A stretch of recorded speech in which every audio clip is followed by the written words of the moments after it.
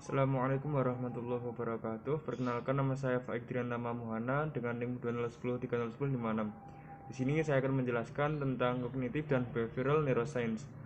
Sinapsis plasticity atau komunikasi antar sinapsis merupakan hubungan antar sinapsis yang terdiri dari 3 jalur utama, yaitu yang pertama sinyal elektrik di otak, yang kedua sinyal neuro atau neurotransmitter, kemudian yang ketiga gap junction neuro yang dapat berkomunikasi dengan bahan kimia, yaitu neurotransmitter melalui akson ke dendrit lainnya.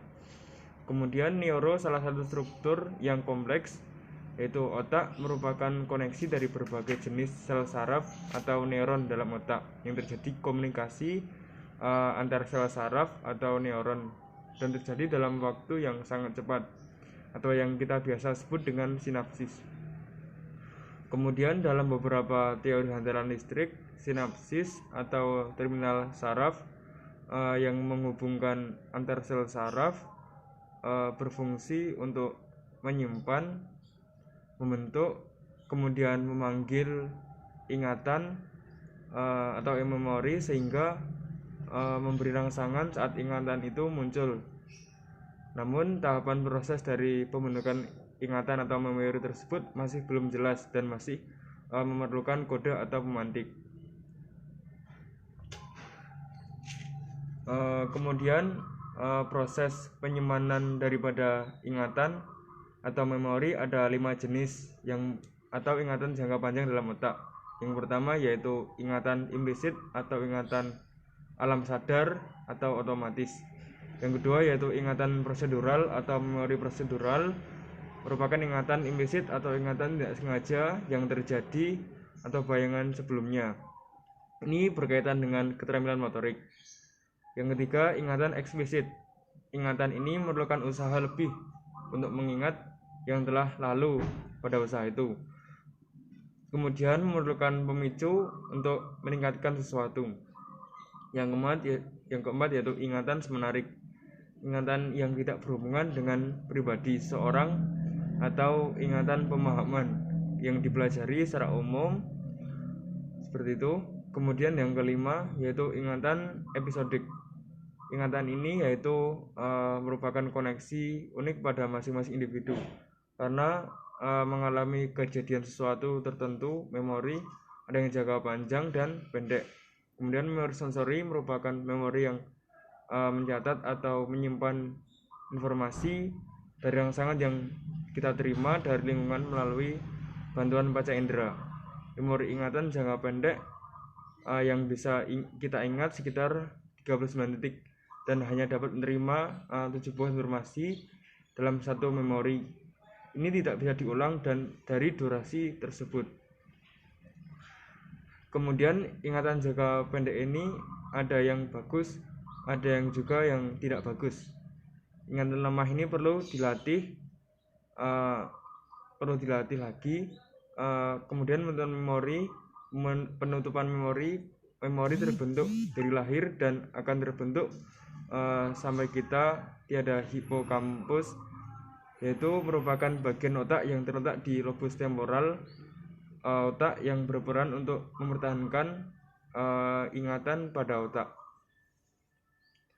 Kemudian selanjutnya yaitu air mata. Air mata diproduksi dari salah satu kelenjar, yaitu kelenjar lacrimal. Kelenjar ini terletak di kelopak mata bagian atas, seperti terletak pada bagian atas. Kemudian air mata diproduksi dan menyebar di seluruh permukaan mata. Lubang kecil di ujung kelopak mata bagian atas dan pada bagian bawah sebelum dikeluarkan melalui saluran pada ujung mata. Kemudian air mata juga memiliki struktur yang mirip seperti air liur. Air mata ini sebagian besar terbuat dari air, tetapi di dalam air mata juga terdapat minyak, lemak dan garam. Juga lebih dari 1000 protein yang berbeda. Selanjutnya, menurut American Academy of Ophthalmology, eh, manusia bisa membuat 11 sampai 30 galon air mata setiap tahun. Produksi air mata dipengaruhi oleh proses penuaan, kemudian kondisi kesehatan masing-masing individu. Kemudian lapisan air mata ada beberapa, yaitu yang pertama lapisan lendir, yaitu membuat air mata melekat pada mata.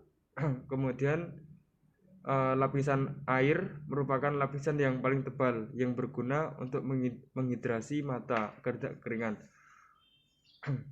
Menghidrasi bisa juga untuk menjauhkan infeksi bakteri dan melindungi kornea mata. Kemudian selanjutnya yaitu lapisan minyak, berfungsi untuk mencegah lapisan lain menguap dan juga menjaga permukaan air mata agar tetap halus. Air mata terdiri dari 3 lapisan yang berbeda. Ini mengandung bermacam nutrisi yang nantinya akan melindungi dan bisa juga untuk melumasi pada bagian permukaan mata. Kemudian jenis-jenis air mata ada juga beberapa jenis. Yang pertama yaitu air mata basal, berfungsi untuk melindungi dari kotoran dan melumasi mata ketika mengalami kelembaban pada mata atau air mata basah. Kemudian air mata refleks, bentuk mata terdapat rangsangan dari luar tubuh yang memicu atau menimbulkan iritasi. Kemudian selanjutnya yaitu air mata emosional. Air mata emosional ini dihasilkan dari tekanan emosional atau bisa juga karena galau atau kesedihan. Air mata ini mengandung hormon stres dan hormon rasa sakit. Baik, itu saja penjelasan dari saya. Mohon maaf bila ada kekurangan. Wassalamualaikum warahmatullahi wabarakatuh.